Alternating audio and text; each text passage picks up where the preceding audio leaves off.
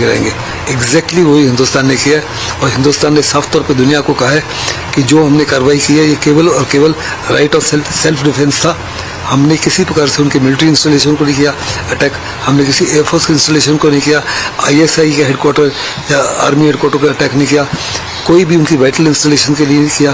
केवल और केवल हमने टेररिस्ट को नॉकआउट किया जो हमारा हक बनता है।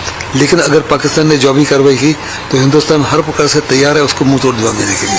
इंटरनेशनल डिप्लोमेसी का भी ध्यान रखा गया है। काउंटर पार्ट अदर कंट्रीज के खासतौर पे USA के, उनको भी फोन पे बात की है देश के NSA ने, अजीत डोभाल ने। किस तरह से आप इस तरफ को देखते हैं? बिल्कुल सही कह रहे हैं कि हिंदुस्तान ने डिप्लोमेसी को ध्यान में रखा हुआ है। जैसे ही हमला हुआ उसी के कुछ मिनट के बाद में अजीत डोभाल ने माइक रूबियो से बातचीत की, सऊदी अरेबिया को बताया, UAE को बताया और कुछ और कंट्रीज को बताया, फ्रेंडली कंट्रीज को हमने की कार्रवाई की है।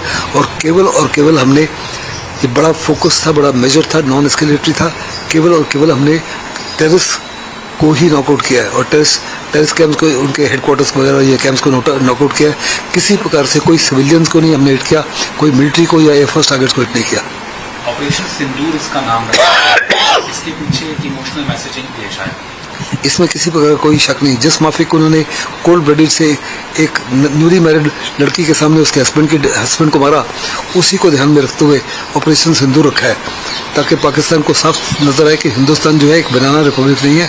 ये आज की जो लीडरशिप है बड़ी डिसाइसिव है और प्रधानमंत्री जो कहते हैं वो करके दिखाते हैं। उन्होंने साफ तौर पे कहा था कि हम आपको छोड़ेंगे नहीं, आपको बख्शेंगे नहीं।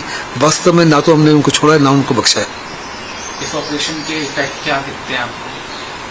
इसके ऑपरेशन का इफेक्ट तो है पाकिस्तान जो है इस समय कम्प्लीटली रैटल्ड है, कम्प्लीटली बैकफुट पर है। हो सकता है कि बहुत बड़े पैमाने पर मुनीर खान के खिलाफ बगावत हो सकती है। BLA इसका फ़ायदा उठाएगा, तरीके तालिबान पाकिस्तान फ़ायदा है और पाकिस्तान के अंदर ही एक किस्म से इंटरनल डिवीज़न हो गई है।